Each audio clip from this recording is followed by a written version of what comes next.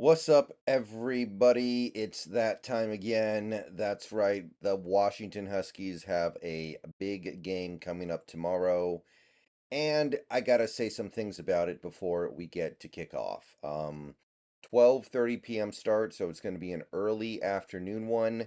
And as always, I plan on streaming a watch along of this game. I'll be doing play-by-play.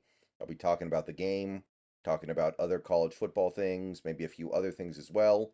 You guys know the drill by now. I will be back at my normal setup, so all the graphics are going to be on screen. I'll be using a better microphone, etc., etc.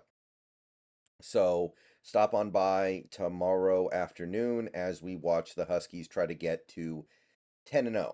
So this game, it's kind of interesting, right? I find myself in an interesting spot here trying to think about this one. Utah, I think we know what's going on with the Utah Utes. They've got a very mediocre offense at best. They have not had Cam Rising this year at all. He's been AWOL, as they say.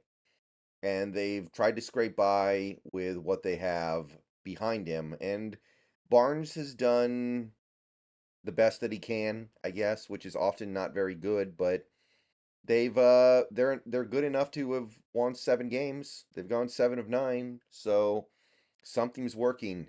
And yeah, those quarterbacks are gutting it out, but really, Utah is making it work because they have a really good running game. They have one of the better running games in the country. Multiple guys in that backfield produce.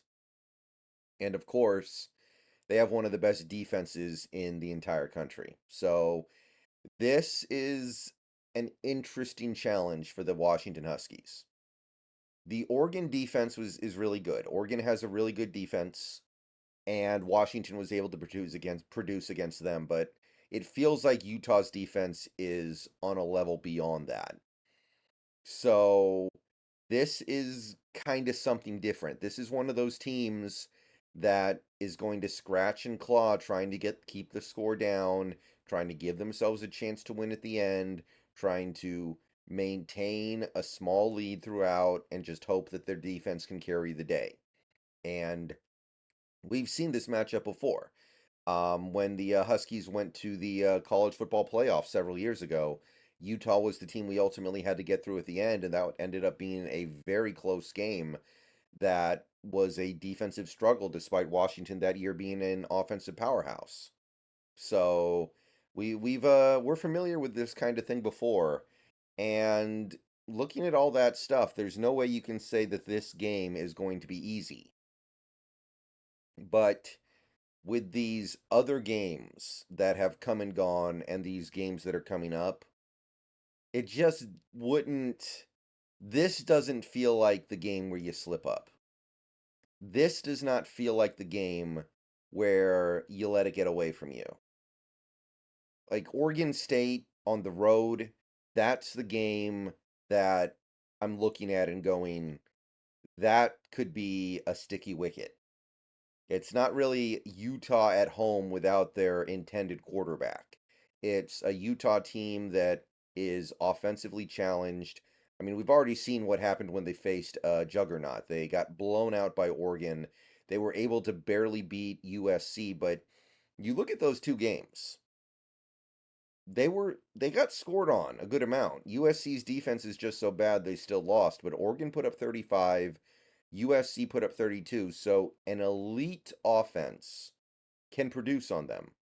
So if Washington has an elite offense, they should be able to keep up just like that. So I'm looking at this one and I see a game where as an offense, you have the opportunity to prove that you can produce against one of the best defenses out there, but you're at home and your defense should be giving you plenty of good opportunities. I know the Huskies defense, they have problems. They're not everything we want them to be.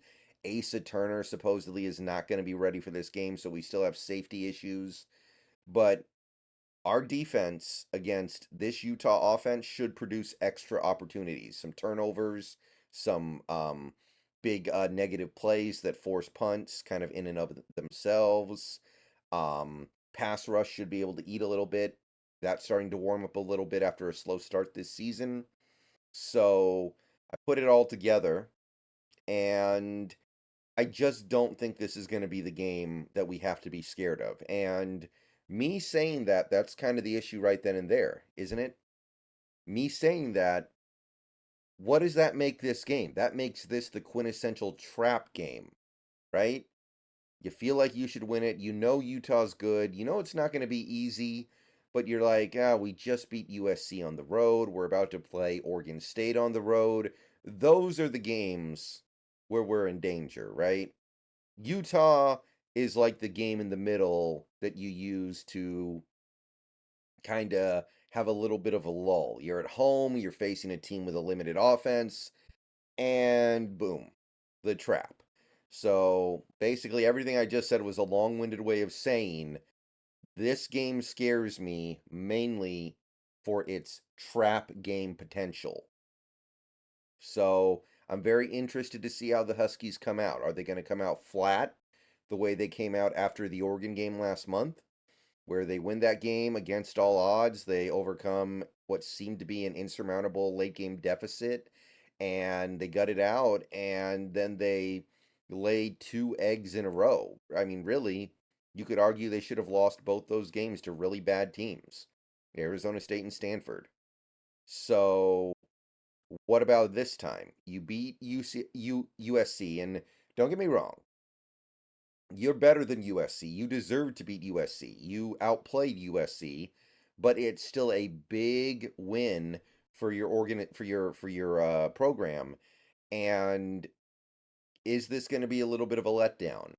Because we were able to have a massive letdown against Arizona State and still win, because Arizona State is just not a good team. They couldn't take advantage of the fact that we barely showed up to that game. Utah, they could. They can run the ball really well. They've got an excellent defense. Their defense could produce some points on their own. You take this lane down, you take it easy. Utah is not going to leave the door open the way the Sun Devils did. So that's the part of this that I'm wondering about. You just beat USC on the road. You basically just ended Caleb Williams' college career in a way. And next week you've got the upstart Beavers on the road. Very easy to look at this game as just like the game you got to get out of the way. So don't let that happen. Let's get to 10-0, and let's try to take this one game at a time. Got to keep winning. Got to keep winning, or else the voters are going to leave you out. Cannot afford. I know Utah's a good team, but you can't afford to lose this game any more than you could afford to lose any other game. All right, I'll see you guys later. Bow down to Washington, streaming this game tomorrow afternoon, and we'll see what the team has. Because, like I said, this month was going to be a brutal month, and that's still the case. So, unique test. What can you do against the Utah Utes defense?